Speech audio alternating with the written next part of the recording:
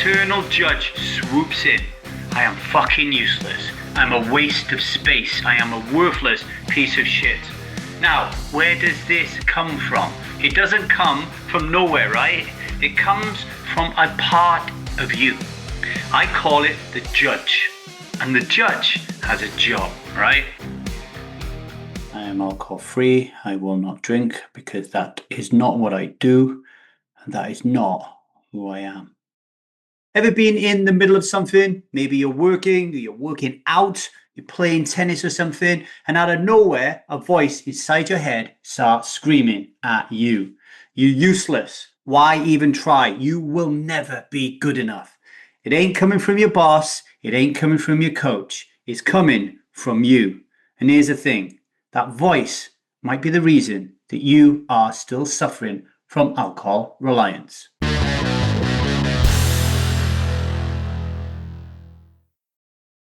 Hello everybody, my name is Davy. What's going on here? I am not an alcoholic. I refuse to be anonymous. I am someone who lives a self-led life, alcohol-free as fuck, and I spend every waking moment of that life helping other people do the same. Like right now, today, we are going to continue our weekly dive into Coach's Corner, where I share with you something that came up in one of my sessions with my delightful strivers who I coach on a regular basis. So I was working with one of my strivers recently, a beautiful, lovely human being. And he described something that I have seen in so many people that I work with. Actually, so many people, period. Full stop. There you go. One for the US, one for the UK. Here's the pattern. You're at the gym. You're working at work on a project. You're out there enjoying life. And all of a sudden, you slip up, right? You make a mistake. You don't meet the impossibly high standard you have set for yourself. And boom, the internal judge swoops in. I am fucking useless. I'm a waste of space. I am a worthless piece of shit.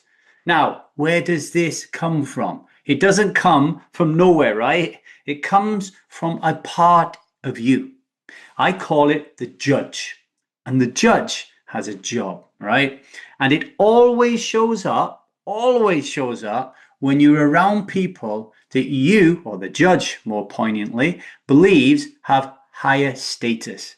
Maybe it's your boss. Maybe it's your personal trainer. Maybe it's the fit person in the gym that you're working out next to that has bigger guns than you, right? Maybe it's your mate when you're playing tennis who is just a little bit more athletic than you are. See, when you was a young whippersnapper, you was probably made to feel less than, inferior by parents, by teachers, by bullies, okay? Maybe even by your siblings. So now, anytime that old power dynamic rears its ugly head, an exile part, the one holding shame, fear, and embarrassment, it starts to stir inside your psyche. It starts to get prepared to release some emotion, to express something verbally. And the judge doesn't like that, so it beats the exile back down by saying, shut up, hide, you're pathetic. It is violent, it is brutal, but unfortunately, it is very familiar. Now, we're going to take a short break, but before we do, let me ask you this. What's the worst thing your judge has ever said to you? Not just the words, but the feeling, the moment. Hold on to that, and I'll see you at the other side.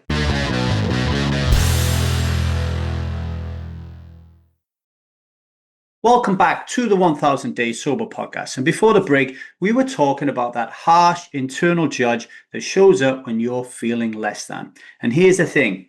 Most people who I work with on the judge, they want to take the gavel out of its hand and they want to bash it over its head until it is dead, dead, dead.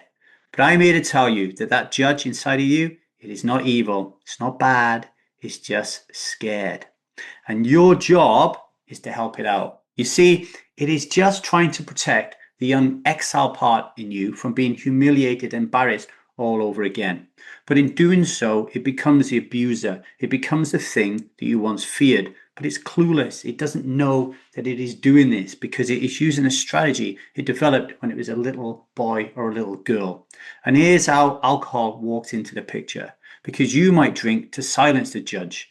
You may drink to soothe the exile. You may drink because of the tension between the two of them.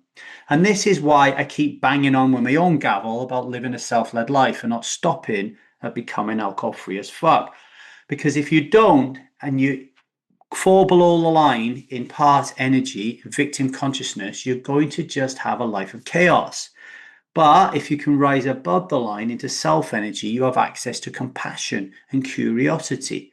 And if you want to live a self-led life alcohol-free as fuck, this is how it's going to have to work, because from a place of compassion and curiosity, you can notice your judge, right? You can acknowledge the exile. You can step into self-energy and reparent them both. How? By responding to yourself the way you would respond to your child. And if you don't have a child, think about how you would respond to your child. I'll give you an example. I was at my daughter's sports day the other day as a volunteer. Yeah, me. And she was doing the egg and spoon race. And the night before doing the egg and spoon race, when I asked her how she was feeling about going to sports day, she had anxiety. She didn't want to go. She didn't want to do it. She was worried about dropping the egg. She was worried about slowing her team down. She was worried about being silly, right? And when she finished, I didn't say, what a fucking screw up you are. You fucking might not have dropped the egg, but Christ, you went so slow. You let your team down. You were really bad. I didn't say that to her, right? I just said to her, Zia, I'm so proud of you. You showed up. You were so brave. How did that feel for you? That's how I showed up for her, right? And that's the love that your inner exile never got. And that's the voice your judge also needs to hear, because you can't get to the exile and parent it without getting through the judge first. So you have to show the judge some love, some nurturance, some understanding, get to know it a little bit for it to trust you, to finally step out of the way so you can do the really deep work with the exile. And this is how you start to build real self-esteem. This is how you really become alcohol-free as fuck and live a self-led life.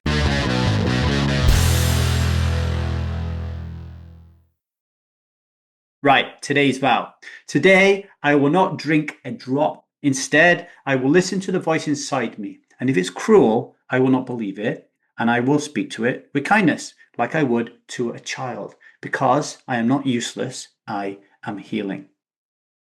As you go about your day today, some questions for you to reflect on, and please reach out to me at thestrivemethod@gmail.com with your answers and get engaged in a conversation with me, right? What does your inner critic say when you fall short? Whose voice does it remind you of? Big one, that. And how might your life change if you stopped believing it? You're not alone in this, right? Strivers, we know your pain. We also know the way out. All right. If this hit home, help us spread the message. Rate and review the podcast wherever you want. If you're on Spotify, press the follow button, the like button, rate and review. Similarly, Apple Podcasts or anywhere else where you are. Subscribe so you don't miss a single show. And if you're ready to take the first step towards living a self-led life, alcohol-free as fuck, then get to thestrivemethod.com and join the Strive Method, okay? So we can work together on helping you. Now, you ready to take the sovereign vow with me? Repeat after me. I am alcohol-free as fuck, and I will not drink today, because that is not what I do, and that is not who I am. Until tomorrow, much love and strive on, everybody.